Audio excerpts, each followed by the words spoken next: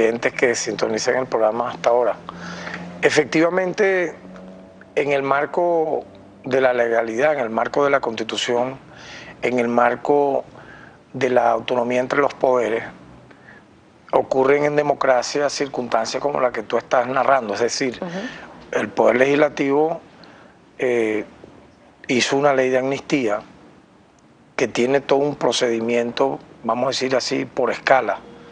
Luego que ellos la promulgan, o mejor dicho, la firman como mayoría, en este caso la Mesa de la Unidad Democrática, pasa a un estudio del propio jefe del Estado que debería promulgarla. Él tendría el derecho de veto, como también la posibilidad de solicitar, como en efecto lo hizo, la revisión de la misma ante el TCJ en su sala constitucional. Es decir, no es un hecho solamente típico de Venezuela, es una circunstancia que puede ocurrir y que ha ocurrido en otros países. Pareciera que quisieran dar a entender que es un caso excepcional solamente nuestro, o sea, esto que hoy ha venido ocurriendo. Por lo menos, entonces es lo primero que debemos decir. Dentro de una democracia, dentro de un Estado de Derecho, estos procesos tal cual ocurren, primero una ley la aprueba una asamblea, luego pasa a su promulgación por el jefe del Estado, que podía vetarla. Si considera que hay vicio de inconstitucionalidad, podría remitirla al TCJ, quien finalmente decide. Ahora bien, hay un contexto histórico de las leyes de amnistía en el mundo, consideradas muchísimas, casi todas, como leyes de autoperdón.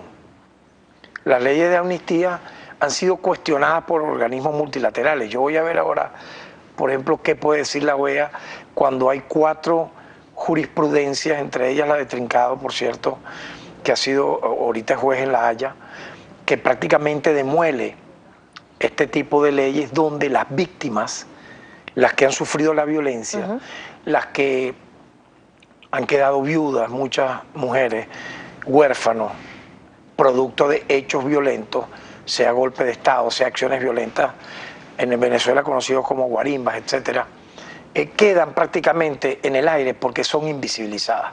Si tú lees esa ley, invito a que la leas, tiene 29 artículos, luego de haber tenido más de 40 en su primera discusión, donde ellos enumeran 31 tipos de delitos muy graves, muy delicados, por cierto, donde en el artículo 7, en su segundo aparte, incluso amnistían el delito de homicidio, lesiones graves, donde en el artículo 25 y 26 te dicen, te abren la puerta para la revancha, la persecución y la retaliación, cuando te hablan de una reconciliación. O sea, ¿cómo tú vas a hablar de reconciliación en una ley donde en el artículo 25 y 26 tú dices que quien quede amnistiado puede perseguir a quien previamente lo procesó judicialmente, como una especie de revancha, rencor, cuando obviamente un proceso de reconciliación no pasa por ese tipo de venganza, que sería una espiral interminable?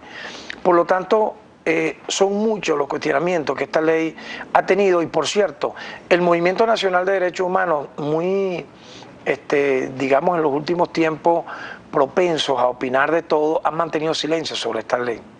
Me llama mucho la atención, porque ellos saben que dentro de lo que es el movimiento mundial y nacional e internacional de los derechos humanos, este tipo de leyes que hacen un borrón de la historia. O sea, tú borras la historia, los hechos los borras y perdonas a quienes presuntamente cometieron hechos punibles. Entonces genera un precedente supremamente negativo. Ahora, yo quisiera darte una cifra muy importante. ¿Cuál es? Tú sabes que por el tema de las guarimbas del 2014, recordemos, hubo 43 muertos, 800 heridos, mutilados muchos de ellos, bienes destruidos, el país paralizado durante febrero, marzo, abril, mayo, junio, daños irreparables a la sociedad. Hubo 3.351 presos. El Poder Judicial otorgó 3.310 libertades.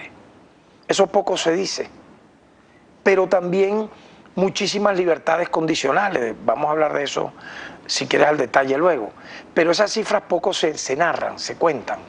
Si me permites ahora, para tratar de rematarte la idea, en este año de gestión que llevamos en la Defensoría, junto al Poder Judicial, particularmente con el TCJ, la Defensoría del Pueblo ha coordinado, porque es el principio de cooperación entre poderes públicos, muchísimas medidas sustitutivas de libertad para personas vinculadas a estas acciones. Por ejemplo, la casa por cárcel para Daniel Ceballos, la casa por cárcel para Antonio Ledesma, la libertad condicional para el general Raúl Baduel, para Magalis Contreras, para Inés González, para Pablo Estrada, para Cristian Holdak, para Miguel Ángel Nieto, para Andrés León, para Jeremías Silva, para Gerardo Resplandor, para Douglas Morillo. Y así puedo ir contándote una cifra cercana a 15. Ahora, esas medidas sustitutivas, privativas de libertad, la Defensoría del Pueblo las ha coordinado con el Poder Judicial como un asunto obvio de la democracia. Estas tienen que ver con este tiempo reciente. Entonces yo creo que ha habido un proceso en la democracia venezolana, en el Estado venezolano, para ir poco a poco saldando cuentas en torno a esta materia.